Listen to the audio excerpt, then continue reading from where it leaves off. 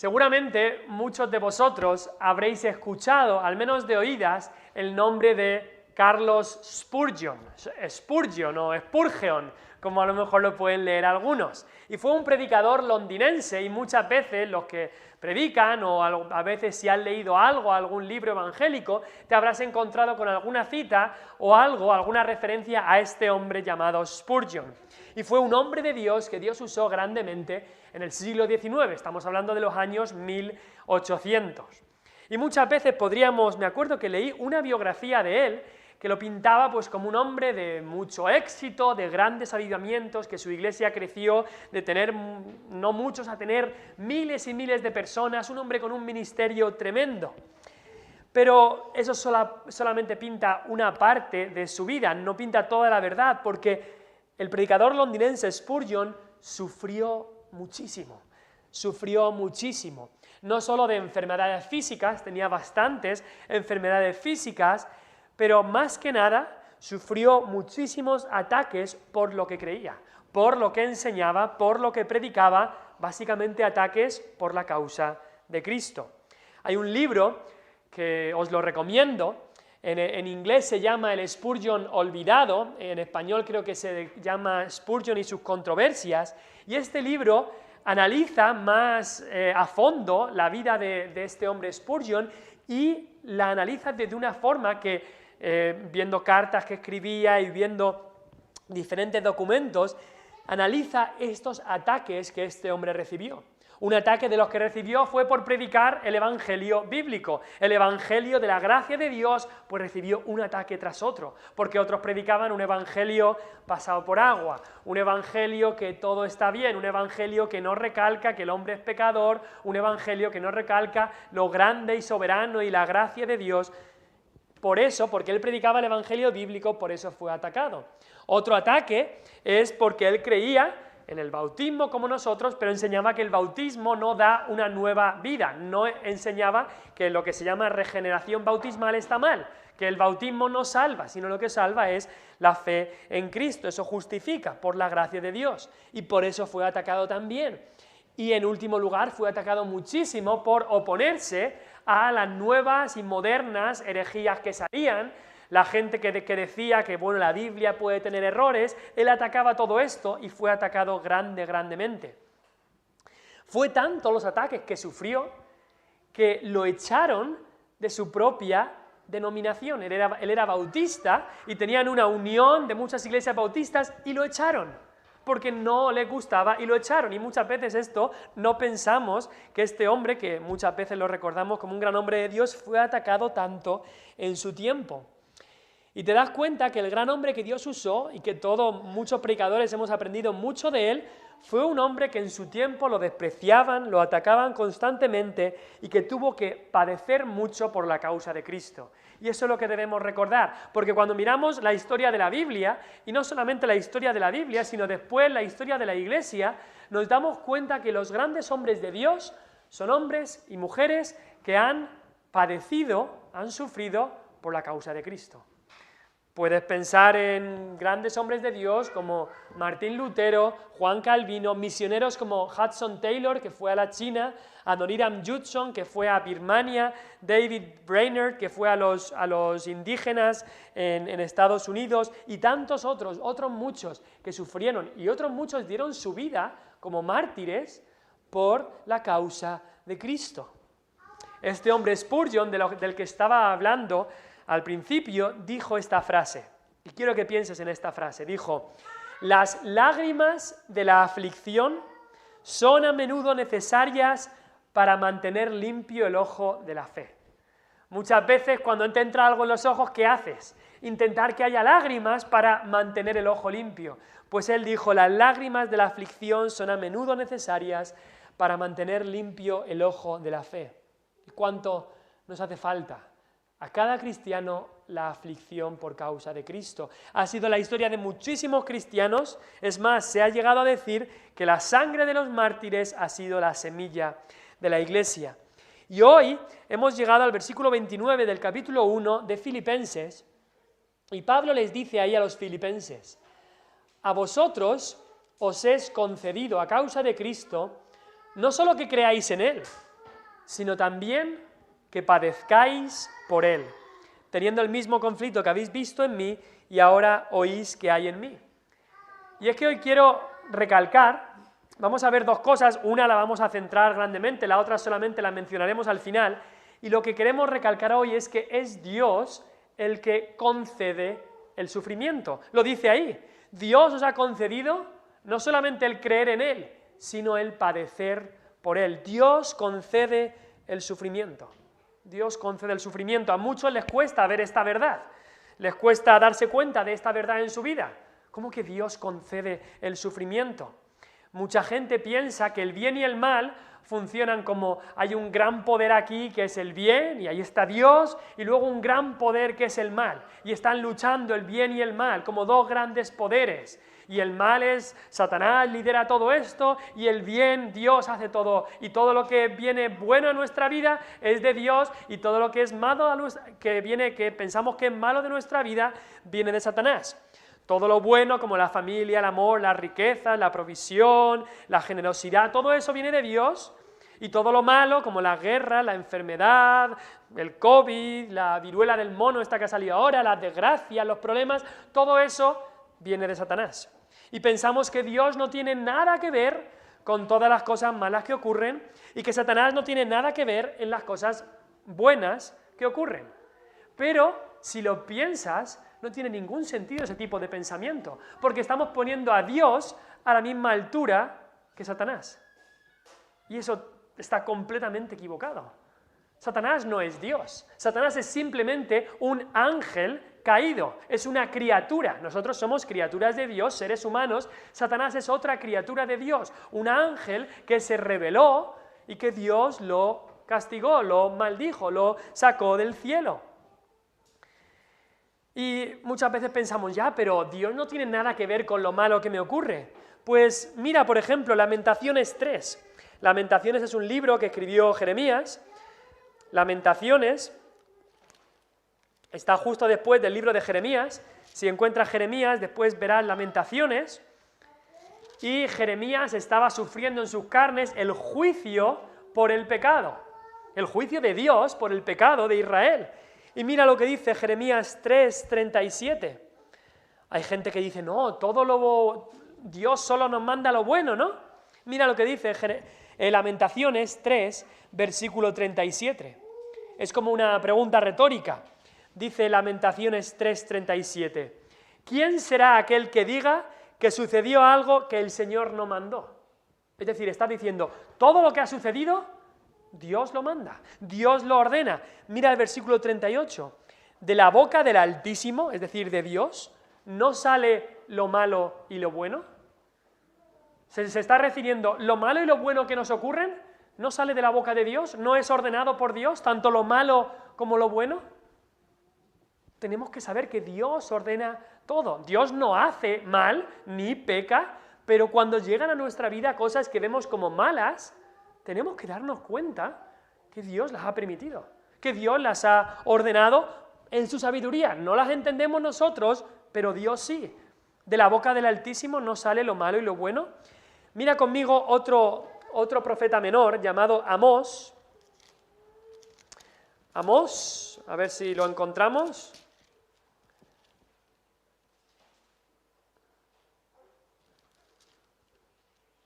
Justo antes de Abdías. Encuentras Amós y el capítulo 3, versículo 6.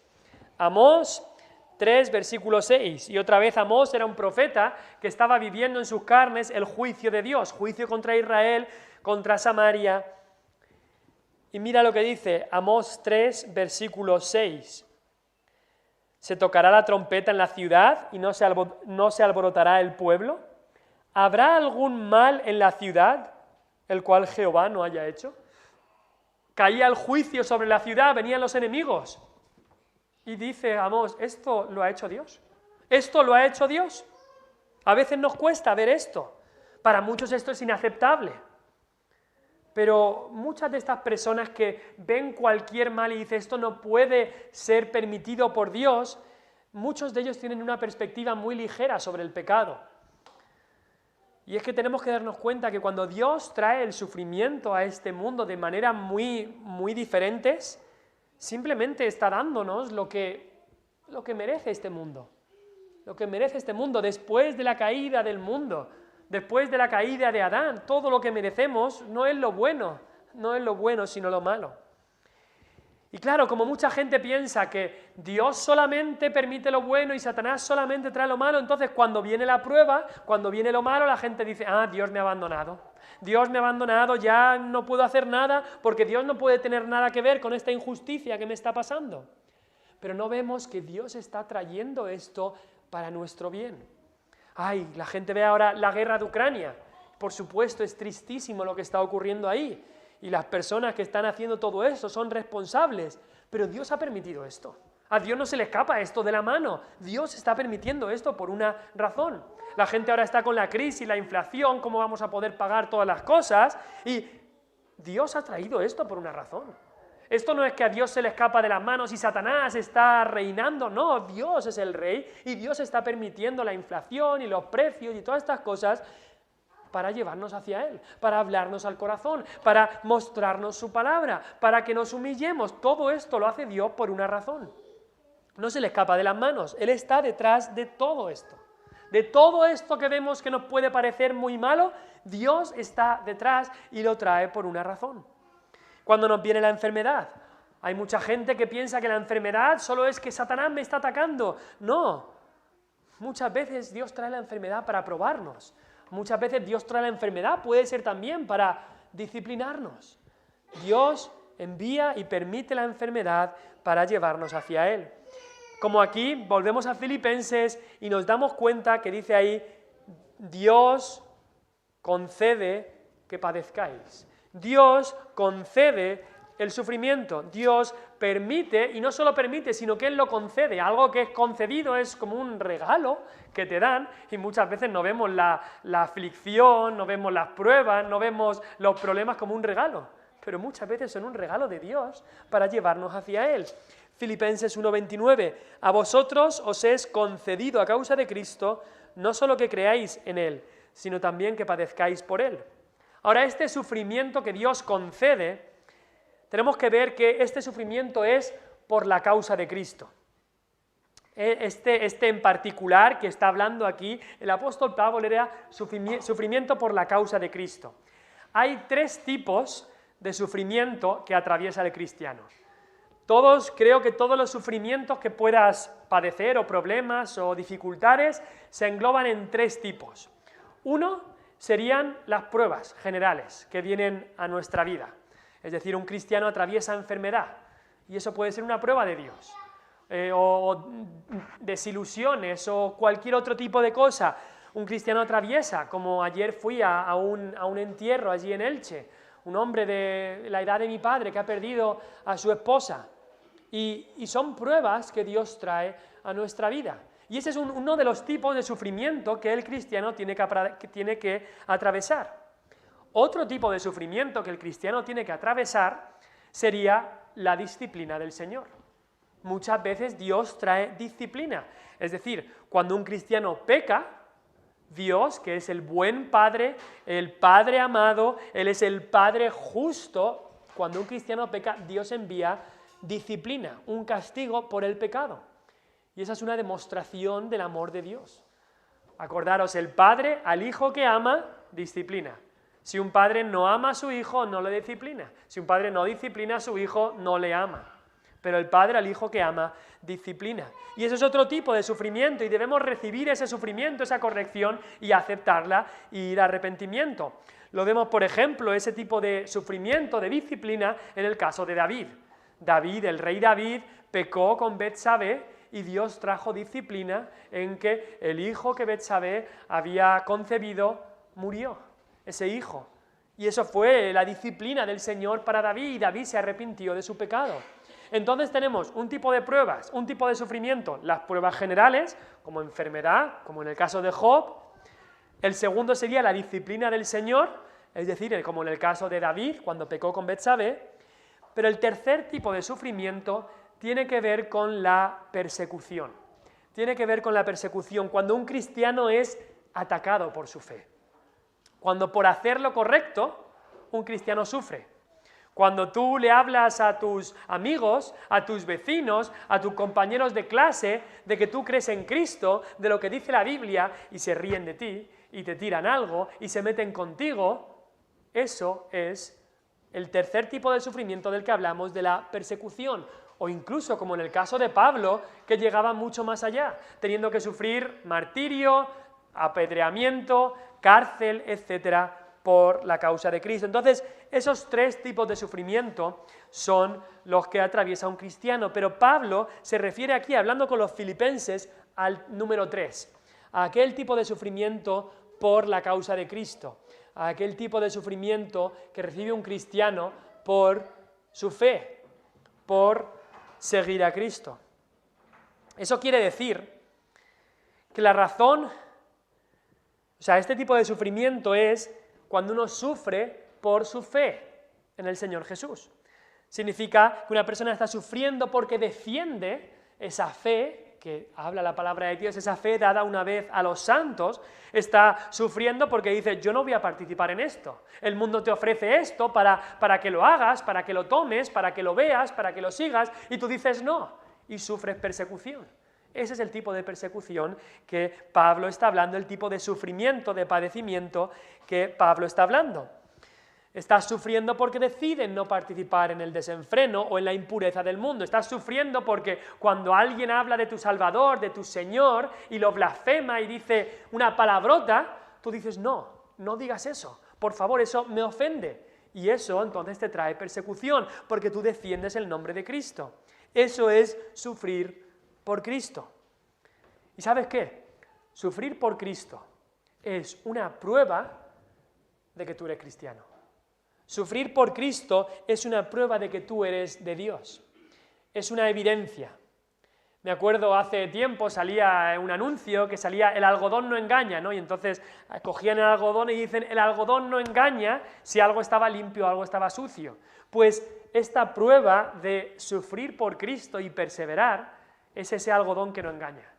Eso significa que una persona, si sufre por Cristo y persevera en esto, esta persona está en el camino del Señor. Está sufriendo por la causa de Cristo y es evidencia, una gran evidencia de que esa persona es de Cristo. En 1 de Pedro 1:7, Pedro les escribió a los judíos que les escribía pensando en eso, en todo lo que estaban sufriendo. Y les dijo en 1 de Pedro 1:7, para que sometida a prueba vuestra fe, mucho más preciosa que el oro, el cual, aunque perecedero se prueba con fuego, sea hallada en alabanza, gloria y honra cuando sea manifestado Jesucristo. ¿Qué está diciendo Pablo ahí? Lo que está diciendo es, cuando tu fe, si tu fe es puesta a prueba, tu fe que dices que tú crees en Cristo, tu fe que dices que yo he creído en el Evangelio, pues esa fe de la que está hablando Pablo dice, un día va a ser puesta en el horno, en un horno de fuego. Va a ser probada. Y dice, ¿qué es lo que pasa? Si realmente cuando esa fe es probada, cuando es puesta en el horno, cuando te hallas en la situación complicada, si de repente desaparece, si de repente dices, bueno, aquí en el momento difícil yo me escapo, yo no digo nada, si como hacían muchos judíos en el tiempo de Sadrac, Mesac y Abednego, que llegaban el momento de, es que si no me arrodillo me lanzan al horno de fuego, entonces mi fe ya no me vale aquí. Si es así, si es puesta en el horno y desaparece, pues eso significa que no era verdadera, pero si cuando tu fe es puesta en el horno, como dice Pedro, se va haciendo más preciosa que el oro, como ese oro que cuando se pone en el horno, a lo mejor lo ves como un pedrusco feo, pero en el horno con el fuego lo vas viendo ahí brillar, brillar cada vez más. Pues eso es de lo que está hablando. Esa fe cuando se pone en el horno, cuando se pone a prueba, y se va poniendo cada vez más brillando más preciosa que el oro, entonces eso quiere decir que es de verdad, que es genuina. Y que esa persona, como dice Pedro después, esa persona recibirá un día alabanza, gloria y honra cuando vuelva Jesucristo por segunda vez. Porque recordemos, Jesucristo vuelve. Jesucristo vuelve. Y después que Jesucristo vuelva, cada persona de nosotros, cada uno de nosotros, los cristianos incluidos, vamos a estar delante de Él. Habrá un juicio que se llamará el tribunal de Cristo y veremos a ver, según lo que hayamos hecho para el Señor. Por supuesto, nuestra justicia es Cristo y por Él seremos salvos. Pero Dios va a probar nuestras obras, las cosas que hemos hecho para Él, que no son para salvación, sino porque somos salvos. Ahora, cuando vemos de este sufrimiento, por esta persecución, que nuestra fe es puesta a prueba en este horno, hay que llevar cuidado de no confundir este sufrimiento con el otro que hemos hablado de la disciplina. No estamos hablando de sufrir las consecuencias por el mal que has hecho.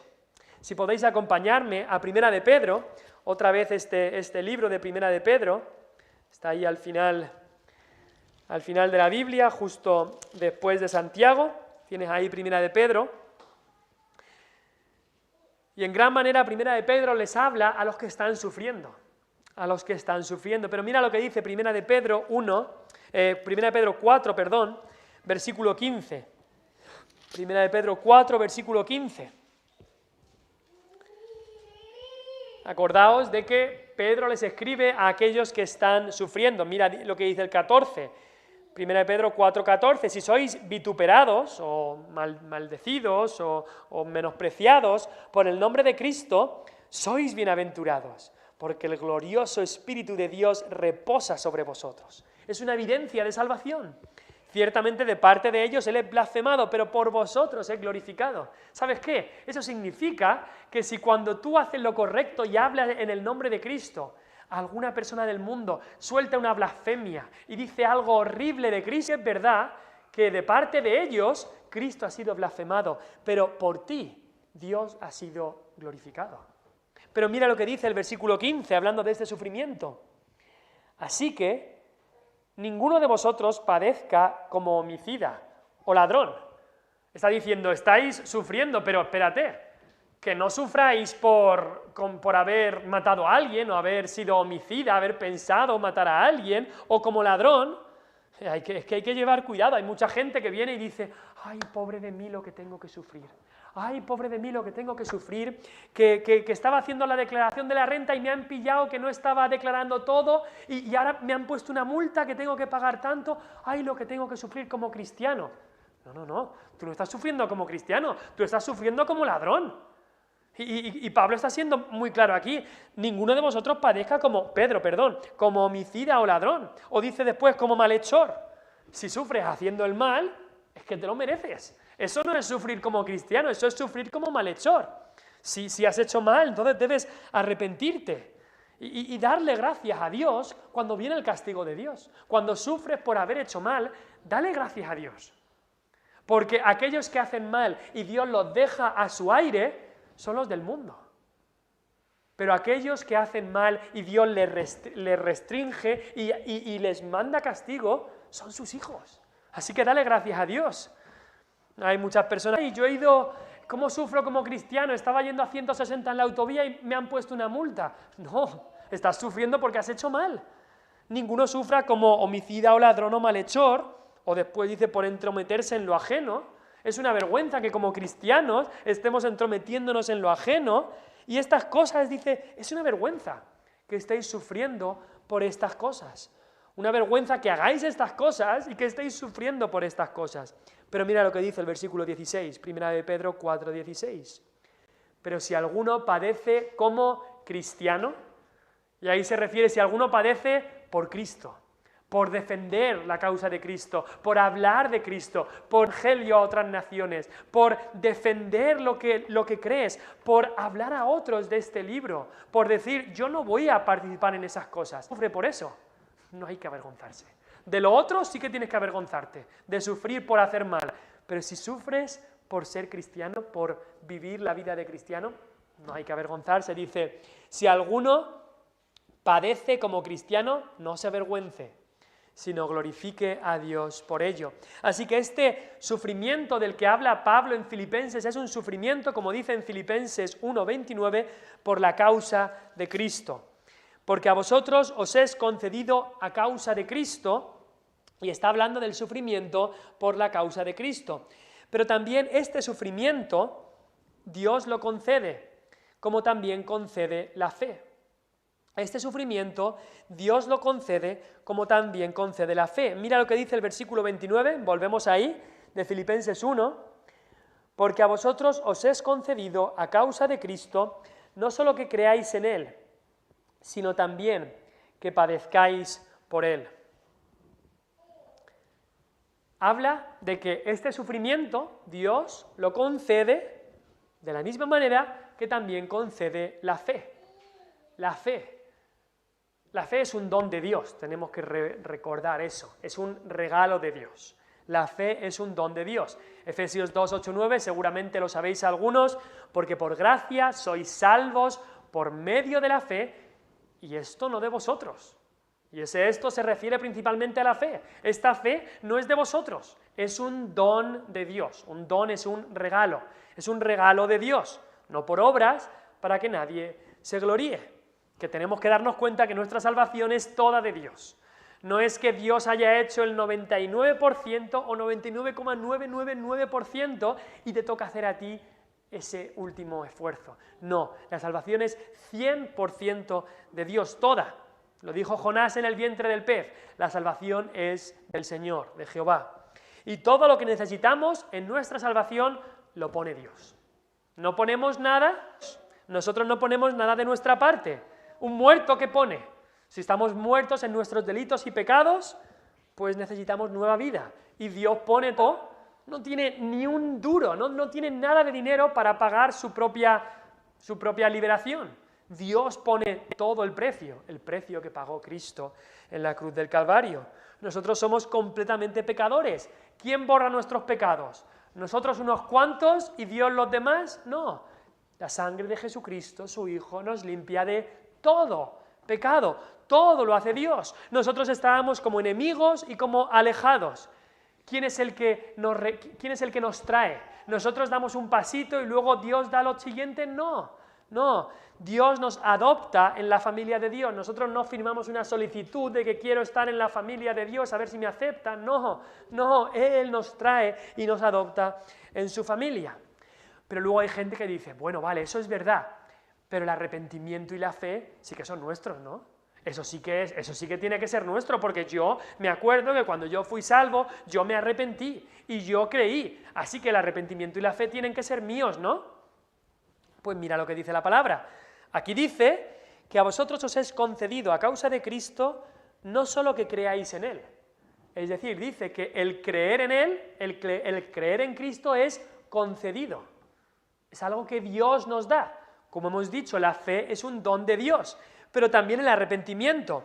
Por ejemplo, 2 de Timoteo 2:25, habla Pablo a Timoteo, dice que corrijas a los que se oponen por si quizá Dios les conceda que se arrepientan para conocer la verdad.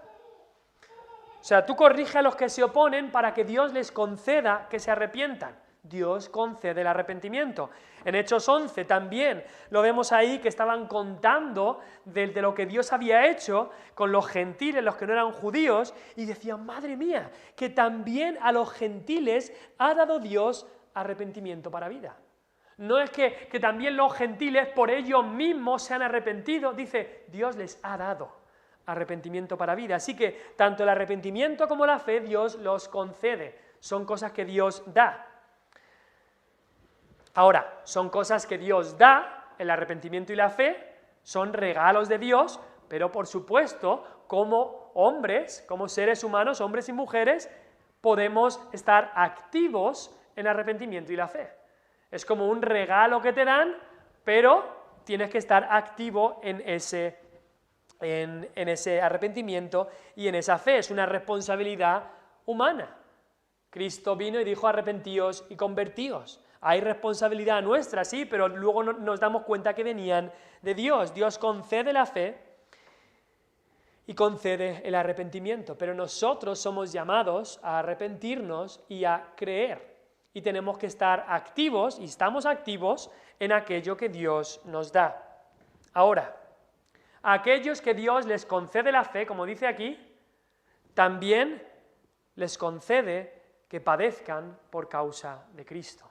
Eso es algo que no nos gusta escuchar. A nosotros nos gusta escuchar que Dios nos concede la fe, ya todo va a ir bien, mi vida va a ser feliz, no voy a tener problemas, voy a ir al cielo, voy a tener una gran mansión, todo va a ser bien. Pero aquí en esta vida, a los que Dios les concede la fe, Dios también les concede que padezcan afrenta, que padezcan persecución, que sufran por Cristo.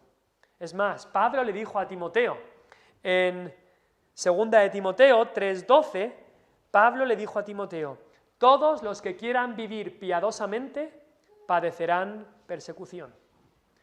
Un cristiano quiere vivir piadosamente. Un cristiano que no quiere vivir piadosamente o está muy enfriado o no es cristiano. Y voy a decir algo, quizá radical, pero una persona que nunca en su vida ha sufrido nada por el nombre de Cristo, esa persona no es cristiana. Una persona que nunca en su vida ha sufrido nada por el nombre de Cristo, esa persona no es cristiana, porque lo dice claramente aquí, todos los que quieran vivir piadosamente en Cristo Jesús padecerán persecución. Y todo cristiano debe tener este deseo. Todo cristiano es salvado para servir, para vivir piadosamente. Cuanto más piadosamente vayamos a vivir, más ataques habrá y más persecución habrá. Pero algo tiene que haber. Algo tiene que haber. Y quería que vayáis conmigo a Hechos 5:41. Es completamente distinto a lo que vemos ahora. Hechos 5:41. Los apóstoles, la iglesia estaba empezando, los apóstoles estaban intentando liderar la iglesia, servir al Señor, hablar del Evangelio, predicar a Cristo. Y los judíos los odiaban, los judíos se los querían quitar de en medio, los querían matar. Y en Hechos 5:41, bueno, en el 40, leemos que hablaron con los apóstoles, estos judíos, y después de azotarlos, les intimaron o les presionaron para que no hablasen en el nombre de Jesús, y después los pusieron en libertad. ¿Qué pasaría si viene un montón de gente y tú les estás hablando de Cristo y cogen, te azotan y te dejan apaleado ahí en medio de tu pueblo? Pues la mayoría de la gente se iría al defensor del pueblo, se iría a poner una denuncia, estaría llorando por 40 días y 40 noches, estaría todo está mal, ¿qué he hecho mal yo, Dios, para que me ocurra esto? Tanto sufrimiento. Pero mira lo que hicieron los apóstoles. Y ellos salieron de la presencia del concilio gozosos de haber sido tenidos por dignos de padecer afrenta por causa del nombre. Piénsalo. Ellos salieron gozosos, felices, alegres, de haber sido tenidos por dignos de padecer afrenta por causa del nombre. Pablo hablaba antes en Filipenses de vivir dignos del Evangelio. Y dignos del Evangelio significa también ser tenido por digno de padecer afrenta por causa del nombre de Cristo. Así que este sufrimiento por el nombre de Cristo que Dios concede, y sabemos que tiene que ser por la causa de Cristo, también lo concede a través de la fe y de la misma manera que la fe, y también este sufrimiento lo podemos ver y oír de otros cristianos. Volvemos a Filipenses, versículo 30, y dice ahí Pablo, teniendo el mismo conflicto que habéis visto en mí y ahora oís que hay en mí. Pablo está diciendo, lo que estáis sufriendo vosotros es lo mismo que habíais oído y visto en mí. Pablo le recuerda, ¿os acordáis de lo que visteis que me ocurrió a mí? Yo fui ahí a Filipos y cuando fui tuve que sufrir por el nombre de Cristo. Yo sufrí acoso continuo de una mujer endemoniada que me iba acosando y gritando detrás nuestra. Los filipenses vieron eso. Yo sufrí pérdida de libertad, me cogieron, me llevaron delante de las autoridades, falsas acusaciones. Yo sufrí apaleamiento público, le azotaron, yo sufrí que me metieron en la peor cárcel que había, y vosotros estabais viendo esto. Y todo esto por la causa de Cristo. Cristianos como Lidia y su familia, que estaban en Filipos, estaban viendo esto. Pero no solamente lo habían visto con sus ojos, también lo habían oído. Y habían oído ahora sobre Pablo. Pablo estaba en la cárcel en Roma, pero habían oído, espérate, que ahora Pablo sigue sufriendo, ha hecho otros viajes misioneros y sigue sufriendo, y encima ahora ha tenido un naufragio yendo a Roma, y en Roma está ahí en una casa, parece que no tenía mucho dinero, está sufriendo necesidad. Estaban oyendo del sufrimiento de Pablo. Y Pablo les dice, mira, esto que habéis visto y habéis oído, este conflicto, esta persecución que la llevo por todas partes, ahora vosotros estáis participando también en esto. Estáis siendo perseguidos de parte de aquellos que se oponen, que habla en el versículo 28, estáis sufriendo todas estas cosas. Porque habéis visto y oído estas cosas de mí y ahora vosotros tenéis este mismo conflicto. ¿Y sabes qué?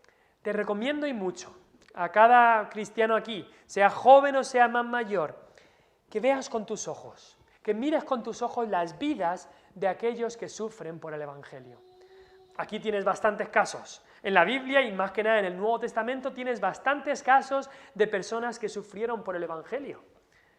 Pero no solamente lo puedes ver quizá en otros cristianos, lo puedes leer en la Biblia, también hay libros de historia, de biografías, de misioneros, que lees ahí de personas que sufrieron por la causa de Cristo. Y eso te va a animar. Te va a animar y mucho. Te va a animar y mucho a continuar en la fe y a dar tu vida también por esta fe dada una vez a los santos. El mundo puede pensar que estamos locos, pero para el cristiano sufrir por Cristo es un privilegio.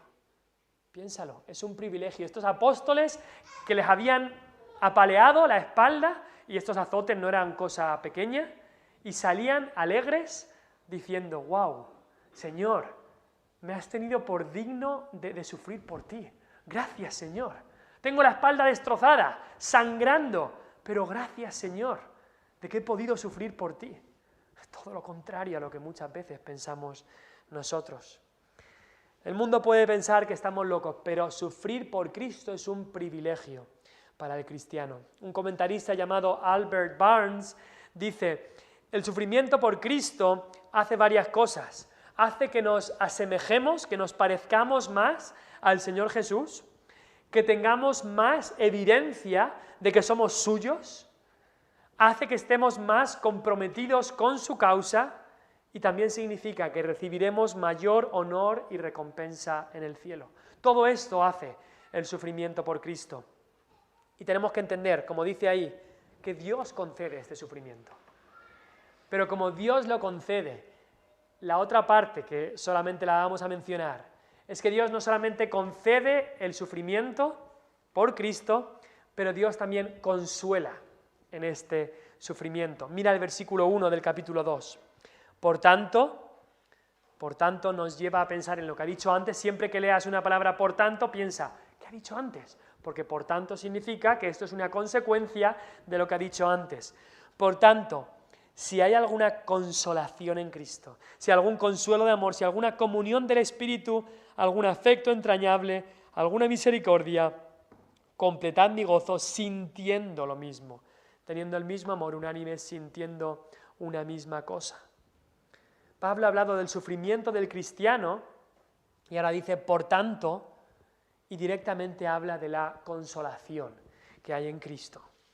Y esto no está hablando de que hay duda de que a lo mejor hay algo de consolación en Cristo.